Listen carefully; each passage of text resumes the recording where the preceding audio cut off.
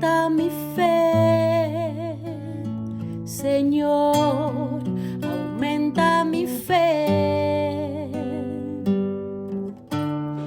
aumenta mi fe, Señor, aumenta mi fe, que nunca olvide tus promesas, que nunca olvide tus palabras, que Él lo crea, que no lo dude jamás. Tu palabra me dice, todo el que pide se le dará, y el que toque a la puerta se le abrirá. Todo es posible, todo es posible para ti, Señor. Aumenta mi fe, Señor, aumenta mi fe, aumenta mi fe, Señor, aumenta mi fe, aumenta mi fe, aumenta mi fe, aumenta mi fe, aumenta mi fe, aumenta mi fe, aumenta mi fe, aumenta mi fe, aumenta mi fe, Señor.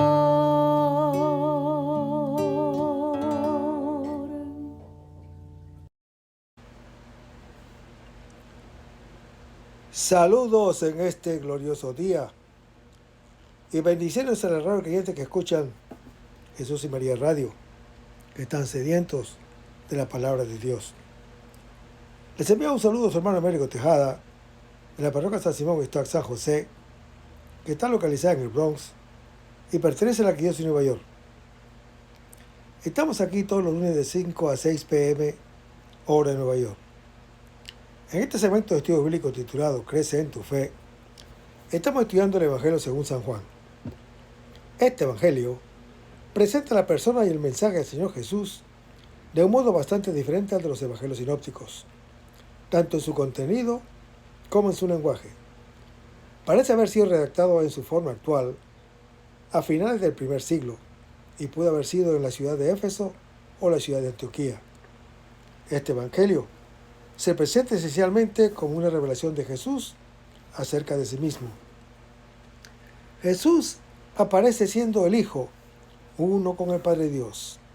Y no es raro que en varias ocasiones Jesús se proclama en forma absoluta yo soy, atribuyéndose así el equivalente del nombre divino y situándose en el mismo nivel del Dios que es. Jesús es también el Hijo del Hombre, el Mesías, el Cristo, anunciado en la ley mosaica y por los profetas. Para completar esta visión del misterio de Jesús, es necesario aludir a su relación con el Espíritu de Dios, o sea, el Espíritu Santo, que tiene una estrecha relación con Jesús, que lo recibe, lo promete y lo entrega. En esta perspectiva, el Evangelio según San Juan es una revelación trinitaria. Estamos en el capítulo 12 del Evangelio según San Juan, pero antes vamos a comenzar con una oración y lo hacemos en el nombre del Padre, del Hijo y del Espíritu Santo. Señor, que todo lo que hagamos este día inicie con tu bendición y termine con tu ayuda. Que todo lo que digamos este día sea motivado por tu amor e inspirado por tu gracia. Que nuestras obras de este día reciban tu inspiración y perduren en tu paz. Todas estas cosas, Padre Celestial, te las pedimos en el luz y poderoso nombre de tu Hijo Jesús, que vive en uno del Espíritu Santo, quien es Dios, por los siglos de los siglos. Amén. Los créditos de estudio bíblico son dados al Padre Silvano Fausti, a la Biblia de Jerusalén y a la hermana Emily Morán y su ministerio de música. Estamos a los hermanos y hermanas que viven en el Bronx, para invitarlos a nuestro círculo de oración de la parroquia San Simón Stock San José, que está localizada en el 2121 Valentine Avenue esquina calle 182, comenzando con la misa a las 7:30 p.m., todos los viernes por la noche. Decíamos que estamos en el capítulo 12 del Evangelio según San Juan, donde, por ser más específico, estábamos en el versículo 42, donde se lee: pero por causa de los fariseos no lo confesaban. Hermanos, los verdaderos adversarios del Cristo son aquellos que entienden la ley mosaica, no como libertad de hijos, sino como culto servil a la letra. El temor de verse expulsados de la sinagoga impide a los demás confesar abiertamente su fe en Jesús. Y eso lo pueden leer en Juan capítulo 9. Aquí está reflejada la situación de la iglesia judea cristiana de Juan el Evangelista, que después de una coexistencia pacífica con la sinagoga, como está en Hechos capítulo 2, comienza a experimentar la amargura de la exclusión. Y en el versículo 43 se lee: porque amaron más la gloria de los hombres que la gloria de Dios. Hermanos, amar la gloria de los hombres, fuera de impedir la confesión de la fe, se presenta como tercera causa de la incredulidad, según Juan capítulo 5, consecuencia a su vez de las dos anteriores. Por no conocer la gloria de Dios, tanto por su sublimidad como por nuestra ceguera, nos volvemos vanidosos, nos volvemos víctimas de la vanidad, convertidos en esclavos de los ojos de los demás, en los ojos de los demás, como está en Efesios capítulo 6 y Colosenses capítulo 3. Preferimos la tiniebla a la luz, lo anuncia Juan capítulo 3, y no tenemos en nosotros el amor de Dios, lo anuncia Juan capítulo 5. Solo después de ver la gloria del Hijo del Hombre elevado, también José de Arimatea y Nicodemo superarán el miedo que antes los atenazaba, como está descrito en Juan capítulo 19. Y en el versículo 45-44 se lee: Jesús gritó y dijo. Hermanos, es la tercera vez que el Señor Jesús grita. Es el grito de la sabiduría, que invita a volverse a ella para tener vida, como lo anuncia Proverbios capítulo 8. Con estos versículos concluyen el libro de los signos, síntesis de todo cuanto la palabra ha dicho hasta ahora. Jesús no tiene interlocutores y su grito resuena más allá del espacio y del tiempo, invitando a todos los creyentes a creer en Él para tener vida. Está en el centro de todo porque tiene en Él su propia vida, que interpela directamente a todo el que lo escucha. La invitación contiene las palabras clave del Evangelio de Juan, que es creer, enviar, ver, salvar. En el principio de todo está el creer en Jesús. Adherir a Él lleva a conocer quién es verdaderamente Dios y a escuchar sus palabras, que salvan de la muerte y dan vida eterna a todos los creyentes. El que cree en mí, no cree en mí, sino en el que me envió, dice el Señor Jesús. Hermanos, creer en Jesús, el Hijo de Dios, es creer al Padre, que lo ha enviado para salvar al mundo, como lo anuncia Juan capítulo 3. Y el versículo 45 se lee: el que me ve, ve al que me envió. Nadie jamás ha visto a Dios. El Hijo único lo ha dado a conocer, lo anuncia Juan capítulo 1.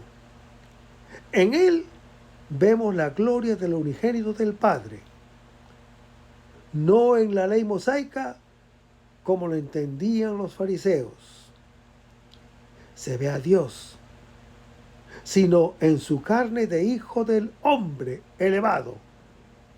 Por medio de Él, hermano que me escuchas, que es crucificado por nosotros y para nosotros, que nos ama como el Padre, conocemos a aquel Dios que es amor, según 1 Juan, capítulo 4.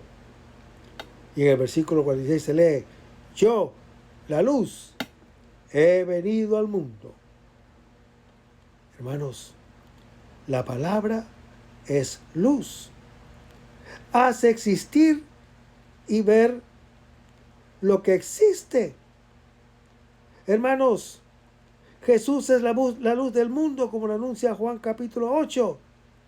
En Él llegamos a la luz como creyentes. Seguimos leyendo la Escritura. Para que todo el que cree en mí no permanezca en tinieblas, dice el Señor Jesús. El creer está en íntima relación con la luz, porque lleva a conocer la realidad. El que cree en Él se ha mudado de morada, ha pasado de las tinieblas a la luz, ha salido de la muerte para entrar en la vida del creyente, como está en Juan capítulo 5. Creer en el Hijo de Dios es ver la luz de la verdad, la nuestra y la de Dios. Conocerle a Él como Padre y conocernos a nosotros como sus hijos. Y el versículo 47 se lee, si alguno escucha mis palabras, hermanos, la fe en concreto consiste en escuchar sus palabras, que son Espíritu Santo y vida, según Juan capítulo 6. Y no las guarda, dice el Señor Jesús. La palabra tiene que guardarse en el corazón para que se haga vida, lo anuncia Juan capítulo 8. El que escucha, pero no guarda sus palabras, permanece en la muerte como antes. Dice el Señor Jesús, yo no lo juzgo.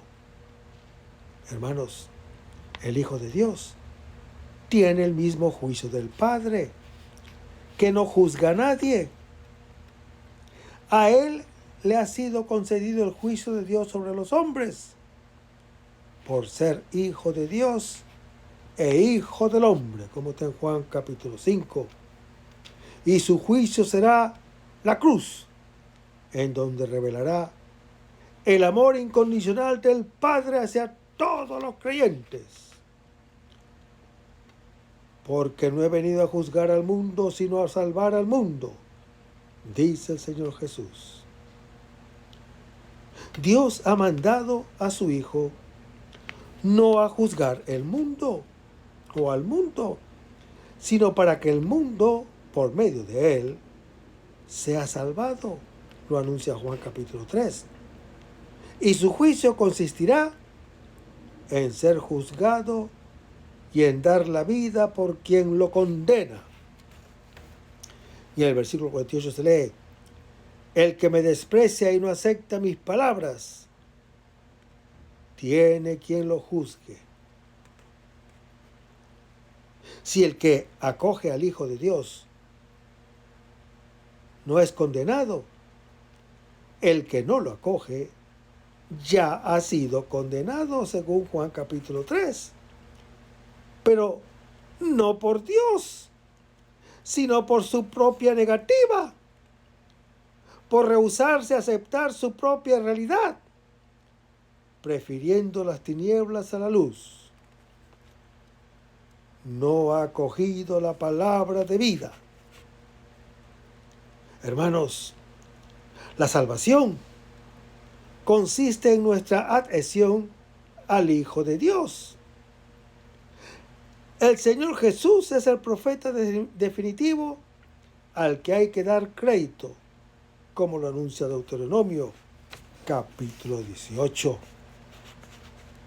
Y en el versículo 49 se lee: yo no he hablado por mi cuenta, sino que el Padre que me envió me ha mandado lo que tengo que decir y hablar. Hermanos, a ese profeta Dios le pondrá en los labios sus palabras, y él dirá todo lo que el Señor le ordene, según Deuteronomio capítulo 18. Y en el versículo 50 se lee: y yo sé. Jesús obra y juzga conforme el Padre le muestra y le permite hacer. Seguimos leyendo el versículo 49. Y yo sé que su mandamiento es vida eterna. Hermanos, todo mandamiento de Dios está ordenado a la vida, según Juan capítulo 10. El fin de su acción es despertarnos y hacernos vivir. Aceptar la palabra del Padre nos da el poder de ser hijos de Dios, como lo anuncia Juan, capítulo 1. Las cosas que yo hablo, como me lo ha dicho el Padre, así las hablo, dice el Señor Jesús. Hermanos, Jesús es el exegeta de Dios. Nos dice su verdad de Padre, que es nuestra salvación de hijos. Todos los signos hasta ahora ha realizado muestran la veracidad de su palabra, como lo anuncia Deuteronomio capítulo 18. Con estas palabras, hermano que me escuchas, se cierra el libro de los signos, escrito para que creamos en él y tengamos vida. Al relato de los signos seguirá el de la realidad que ellos significan: la pasión del Señor por nosotros. Ella nos hará ver la potencia de su amor, nos abrirá los ojos y el corazón, nos hará contemplar la gloria que, progresivamente, por medio de sus testigos, iluminará al mundo entero. Así termina el día de Jesús y comienza la hora. Es la hora decisiva en la que llega la noche y la luz penetra en las tinieblas. Vayamos ahora a Juan capítulo 13, versículos 1 al 20, donde se lee: antes de la fiesta de la Pascua, sabiendo Jesús que había llegado su hora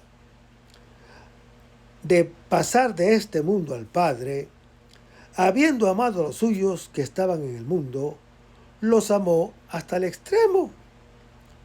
Durante una cena, cuando ya el diablo había puesto en el corazón a Judas Iscariote, hijo de Simón, el propósito de entregarlo, sabiendo que el Padre le había puesto todo en sus manos y que había salido de Dios y a Dios volvía, se levanta de la mesa, se quita sus vestidos y tomando una toalla se la ciñó.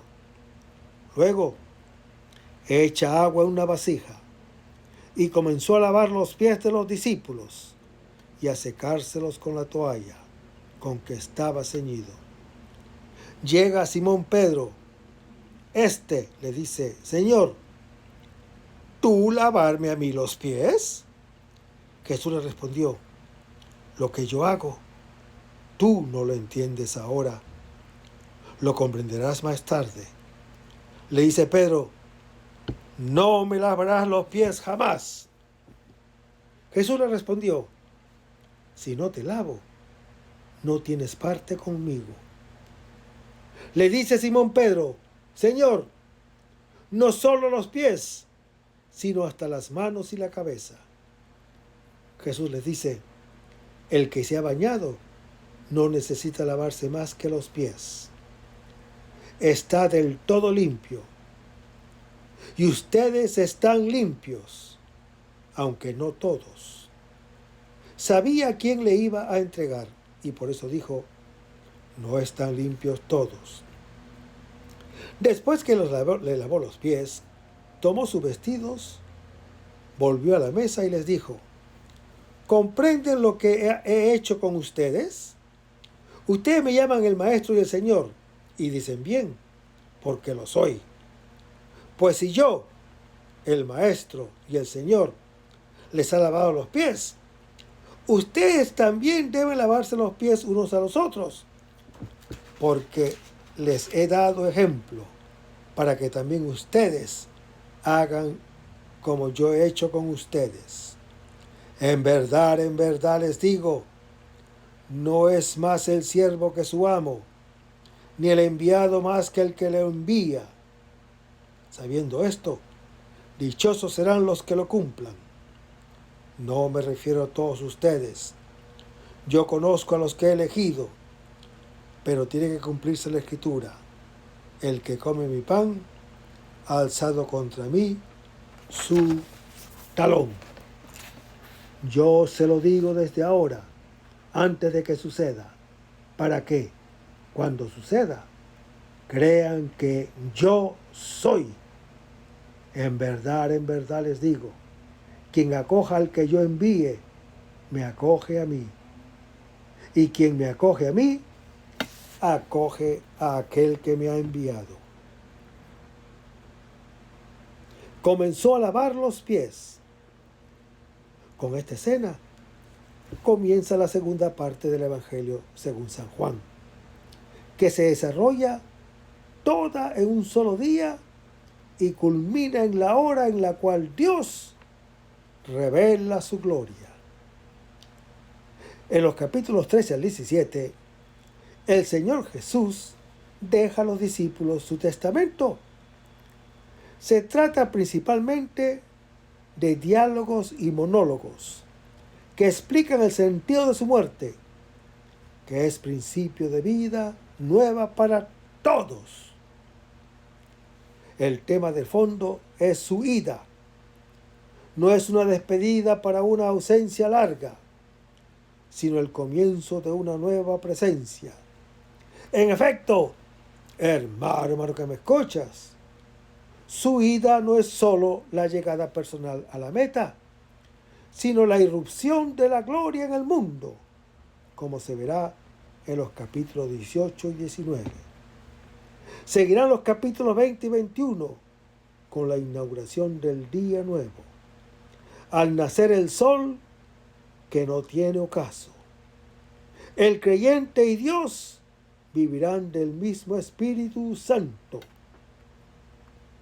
El episodio se sitúa en la última cena, en el centro de la cual los otros evangelios sinópticos colocan la institución de la Eucaristía. Juan el Evangelista omite las palabras sobre el pan y sobre el vino. En cambio, narra el lavatorio de los pies. Habla del bocado a Judas y nos regala su mandato, el del amor. De este modo, el evangelista explica la Eucaristía e ilustra el significado de la cruz. El lavatorio de los pies anticipa el agua que brotará de su costado. El bocado que da Judas Iscariote manifiesta la comunión plena del Hijo de Dios con cada uno de los que se han perdido. Y el mandato del amor realiza la vida nueva que el Señor ha venido a traer a la tierra. Hermanos, Juan el Evangelista no narra la institución de la Eucaristía, pero, según su estilo, contempla y profundiza el sentido de ella en 5 capítulos, desarrollando lo que ya había dicho en el capítulo 6 acerca del pan de vida. Realmente la cena del Señor es el centro de la vida cristiana. Esta acción simbólica de Jesús es una introducción narrativa que sirve como principio y fundamento de la segunda parte del Evangelio. El relato se presta para una pluralidad de interpretaciones. Los hechos son cada vez más ricos de todo intento de comprensión. La corriente interpretativa tradicional corre entre dos orillas que abarcan el río amplio de toda tradición cristiana. Por una parte, el gesto se entiende como ejemplo ilustrativo del amor y del servicio recíproco. Por otra, como referencia a la encarnación, como referencia a la Eucaristía, como referencia al bautismo o a la penitencia. Las diferentes interpretaciones no se excluyen, antes bien, se relacionan mutuamente. El texto, hermano que me escuchas, lleno de sugestiones, es un pozo inagotable.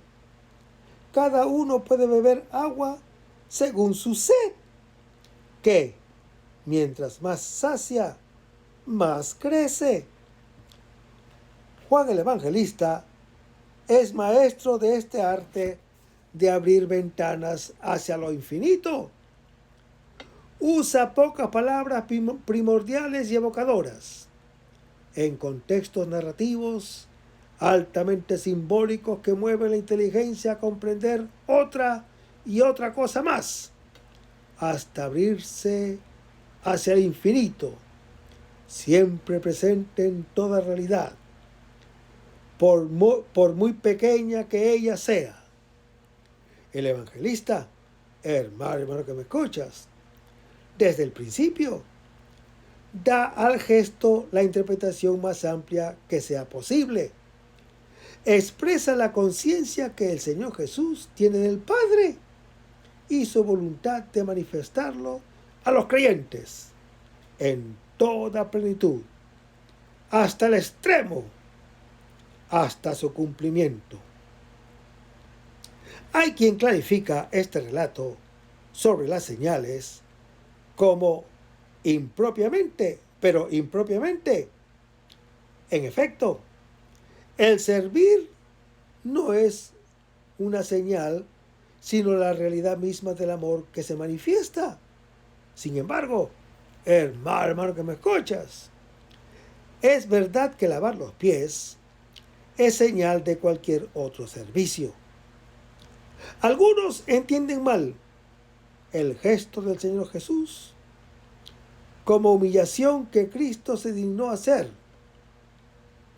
En realidad, se dignó mostrarnos su dignidad y su grandeza única.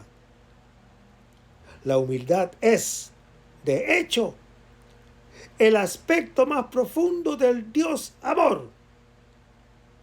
Hermanos, el Señor Jesús, al lavar los pies, expresa totalmente su divinidad, así como en su levantamiento en la cruz. El tema de la vida y de la luz, que hasta aquí es dominante en el Evangelio, desemboca en el del amor. Y el amor, que es la luz verdadera de la vida, se realiza no en las palabras, ni con la lengua, sino en la verdad de los hechos, como está en 1 Juan, capítulo 3. En estar al servicio de los otros, lo anuncia el apóstol Pablo en su epístola a los Gálatas, capítulo 5.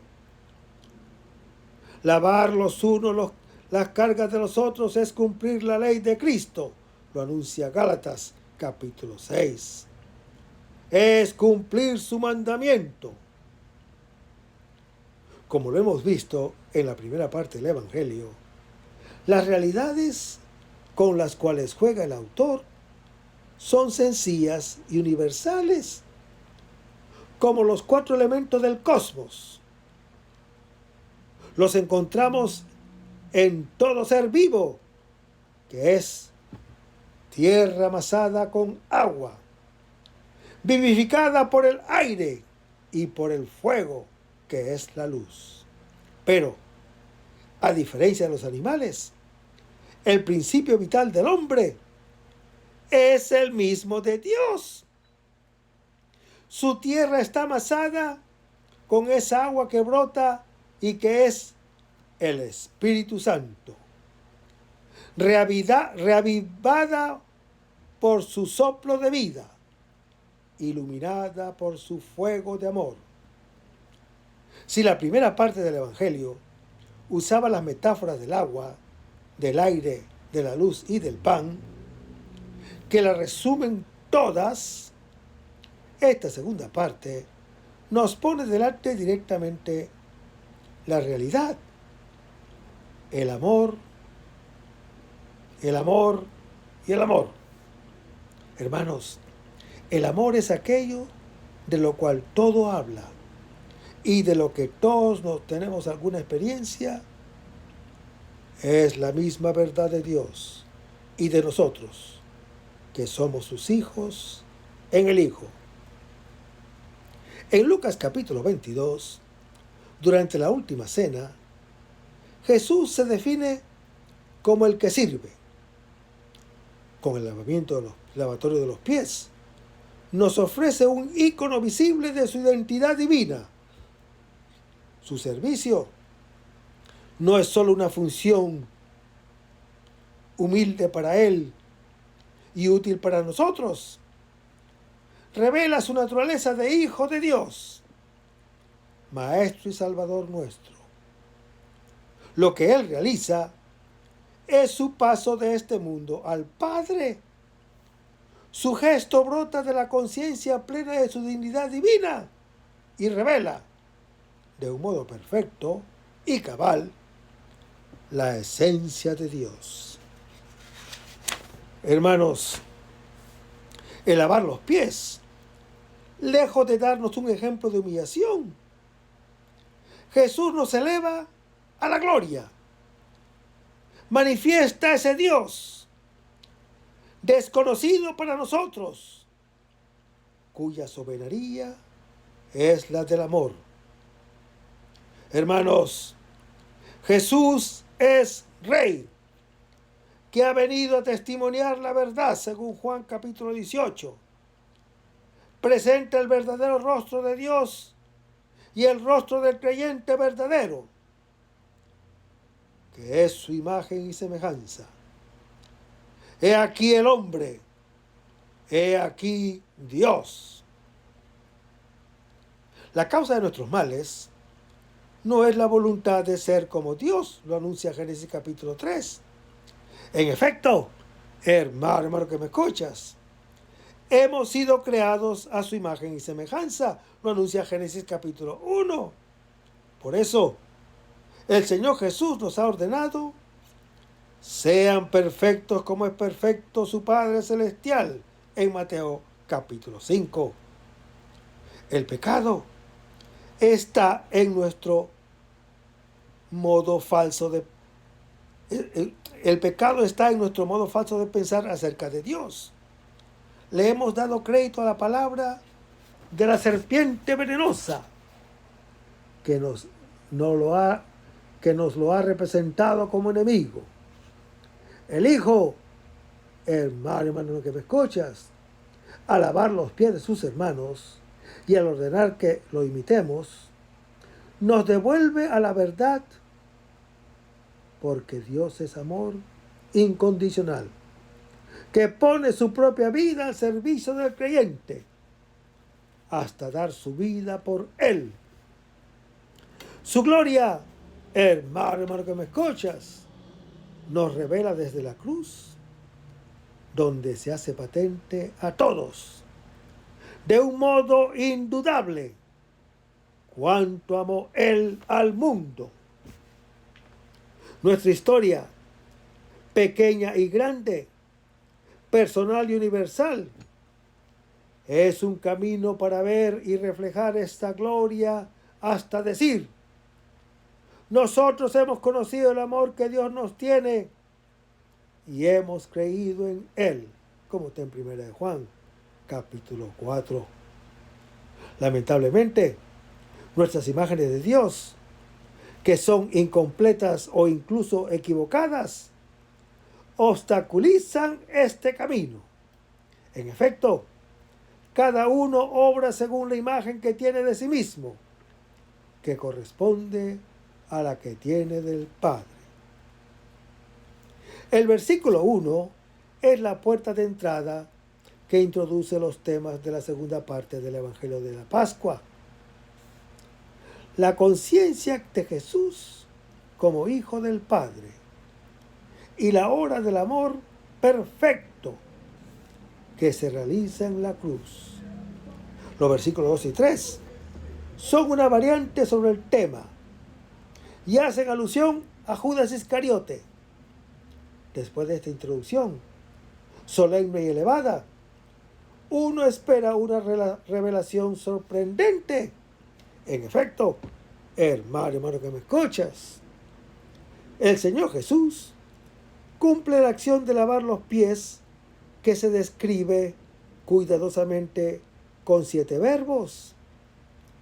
Ella suscita la acción de Pedro y el diálogo con Jesús, que luego explica el significado de lo que ha hecho, de lo que ha proclamado, dichoso al que haga eso mismo.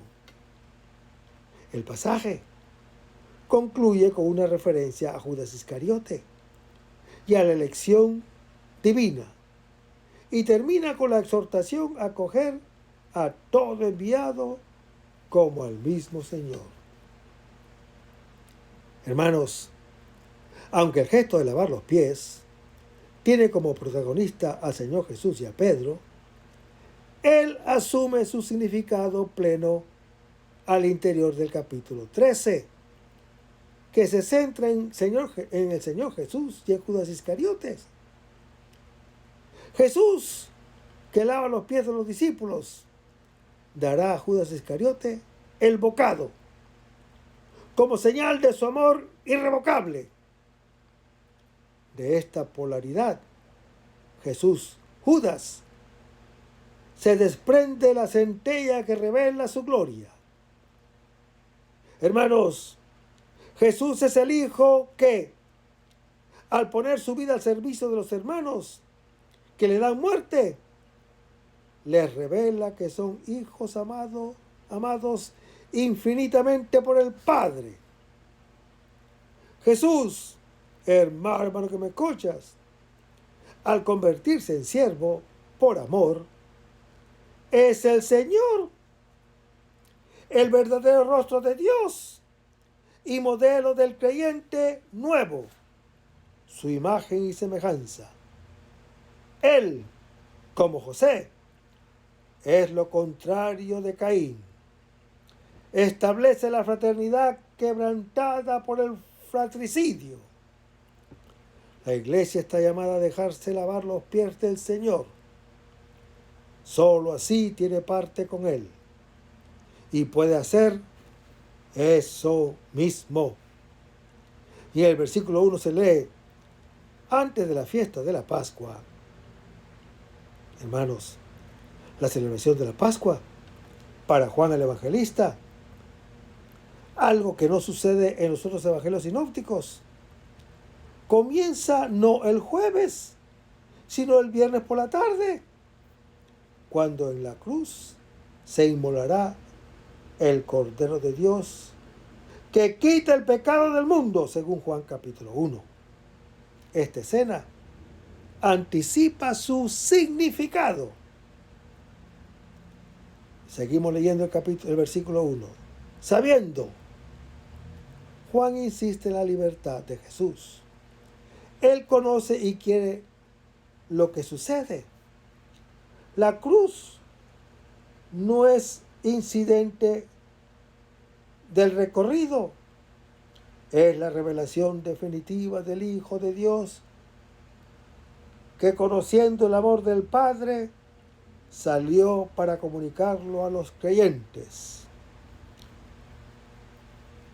sabiendo que había llegado su hora. Hermanos, su hora, anunciada del comienzo en capítulo 2 y recordada al final del libro de las señales en capítulo 12, es la del retorno al Padre, la hora de la gloria. Todo el día de Jesús apunta a este momento. Es la hora de la cruz, donde el Creador y la criatura finalmente se encuentran y la creación llega al séptimo día. Es la hora en la cual todo queda cumplido, según Juan capítulo 19. Y Dios, al llevar a término su trabajo, descansa, como en Génesis capítulo 2. La hora, en la lectura apocalíptica, indica el momento en el cual interviene Dios y se revela, según Daniel capítulo 12, al llevar a su cumplimiento la creación y la historia. De pasar a este mundo al Padre. Hermanos, la Pascua de Jesús es un paso de este mundo al Padre, de la esclavitud de las tinieblas a la plenitud de la vida. En este éxodo, Jesús es el primero de los numerosos creyentes que lo seguirán por el camino de la libertad. El agua a través de la cual se realiza este paso ya no es el mar Rojo, sino aquella con la cual el Señor lava los pies. Y dice la Escritura, habiendo amado. De aquí en adelante, la palabra amor sustituye las palabras luz y vida, que hasta ahora han sido dominantes. El verbo amar aparece 38 veces en el Evangelio de Juan. A su vez, el sustantivo amor se repite 6 veces.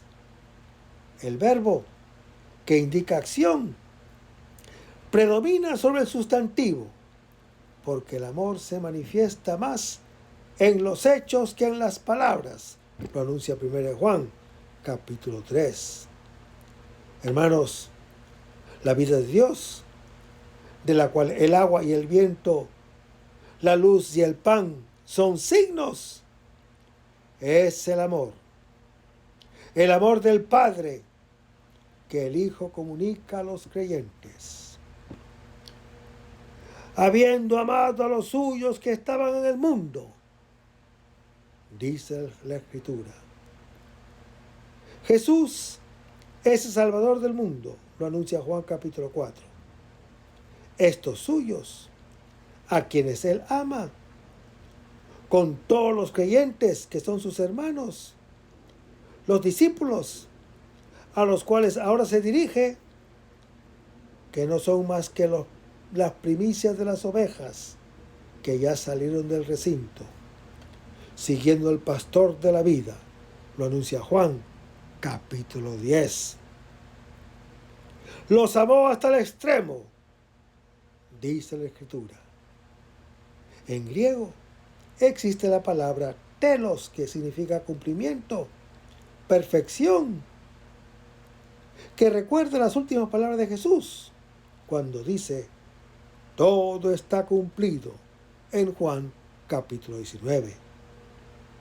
Hermanos, su Pascua es la hora en la cual se realiza el amor sumo, cumplimiento de todo mandato, y aparece sobre la tierra la gloria. En efecto, la esencia de Dios, que es el amor, y que en la cruz se expresa hasta el extremo y abarca todas las distancias, No hay amor más grande que dar la vida por los propios enemigos, lo anuncia Romanos 5, 1 de Juan capítulo 4. Este versículo introduce la segunda parte del Evangelio, que, desde el capítulo 13 hasta el capítulo 19, narra detalladamente el último día del Jesús terreno. Y en el versículo 2 se lee: durante una cena.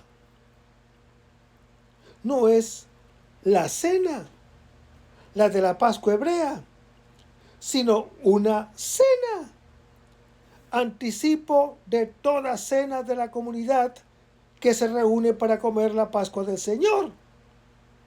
La carne del cordero, ofrecida en la cruz por la salvación del mundo, como lo anuncia Juan, capítulo 6. Cuando ya el diablo había puesto en el corazón, dice la Escritura. Echar o poner en el corazón significa deliberar. El corazón es el centro de las decisiones. Por más que parezca extraño, las variantes del texto y las traducciones lo atestiguan.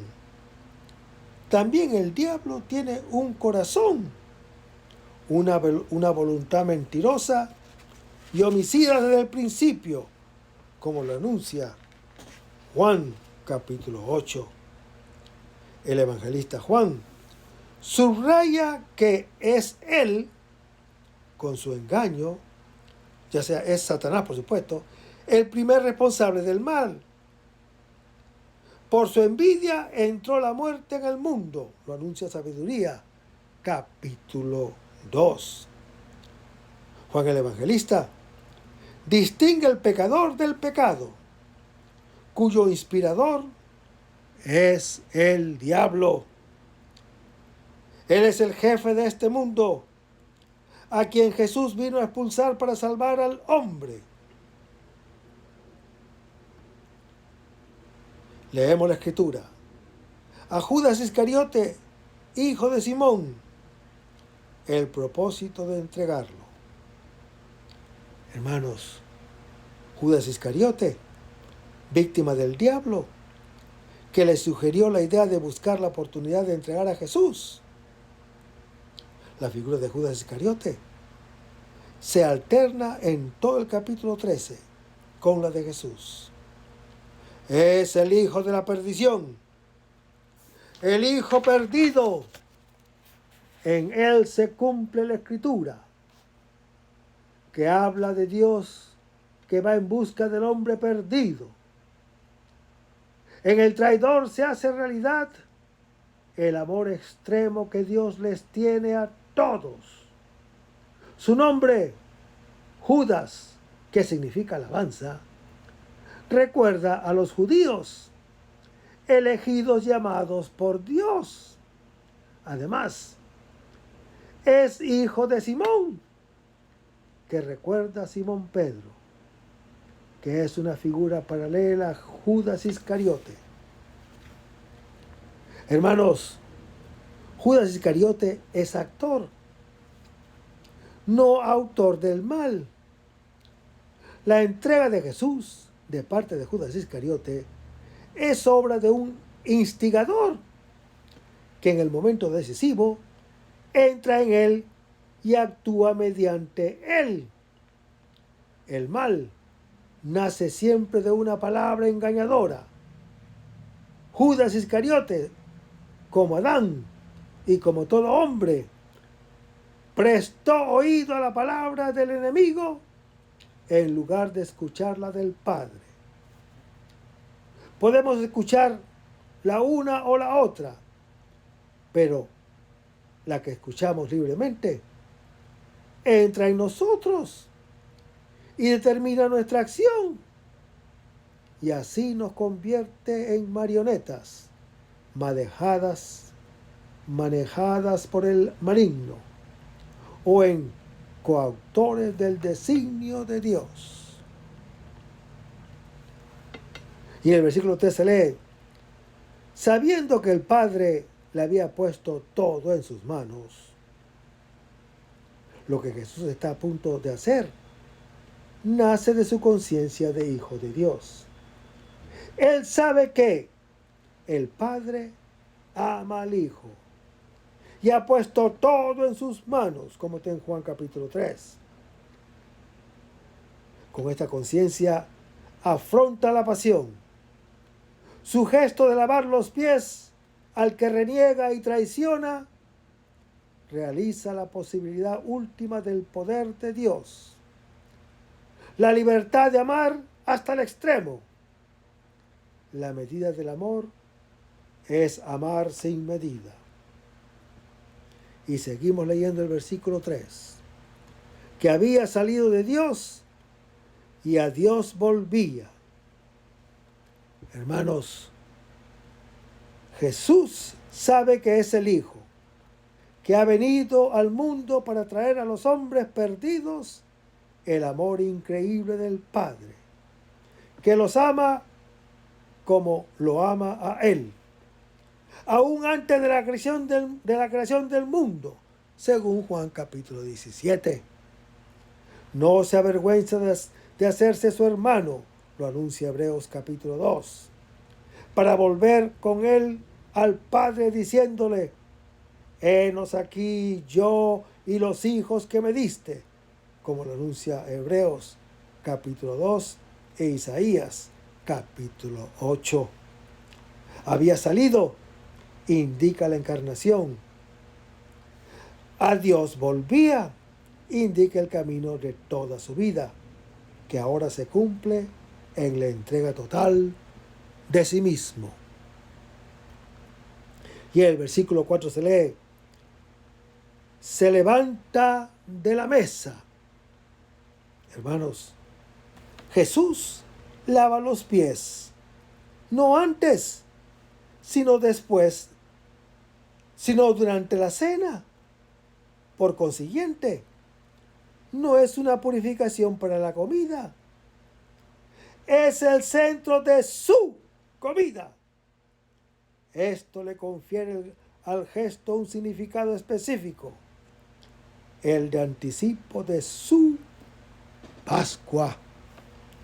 El verbo se levanta se usa para indicar la resurrección del Señor Jesús.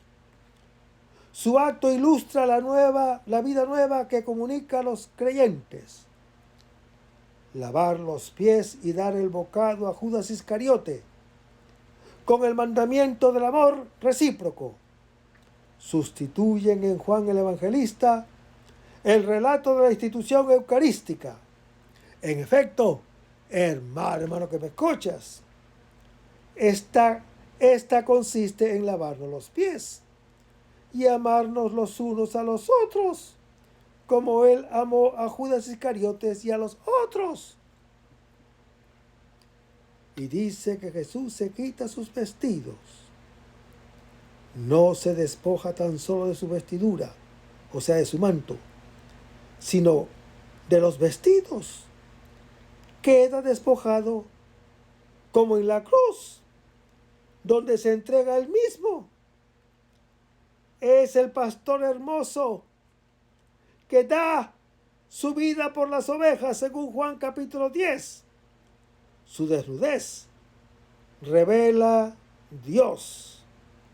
Es la desnudez del amor.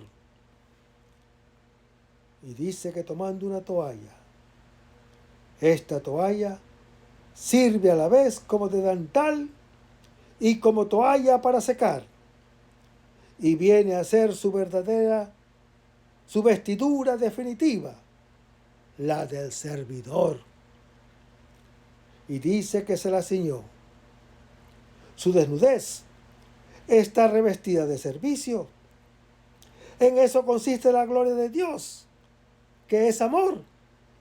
Es su verdadera vestidura, que el hombre Jesús, en su muerte, asume de un modo definitivo cuando vuelve a tomar sus vestiduras. No se quitará la toalla, seguirá siendo siempre su vestidura más íntima, su servicio, que le hace quitarse los vestidos y lo lleva a la cruz. Va más allá de la misma tumba. Es amor que vence la muerte gloria del Señor de la vida, que siempre seguirá lavando los pies. Y el resto, hermano que me escuchas, lo vamos a ver en el próximo segmento. Manténganse en sintonía. Vamos a despedirnos con una oración y lo hacemos en el nombre del Padre, del Hijo y del Espíritu Santo. Señor Jesús, ayúdanos a conservar el fervor espiritual, la dulce y confortable alegría de evangelizar, incluso cuando hay que separar entre lágrimas, como Juan el Bautista, como lo hicieron los apóstoles Pedro y Pablo y los otros apóstoles, y también esa gran multitud de evangelizadores que se han sucedido a lo largo de la historia de la Iglesia Católica, con un ímpetu interior que nada ni nadie sea capaz de extinguir. Señor Jesús, que sea esta la mayor alegría de nuestras vidas entregadas al Evangelio. Y ojalá que el mundo actual pueda así recibir la buena nueva de tu Evangelio, porque tenemos la tarea de anunciar el reino de Dios y de implantar tu iglesia en este mundo que todavía no te conocen. Todas estas cosas, Padre Celestial, te las pedimos en el dulce y poderoso nombre de tu Hijo Jesús, que vive y reina en unión del Espíritu Santo, quien es Dios, por los siglos de los siglos. Amén. Hasta el próximo segmento. Que el Señor nos bendiga.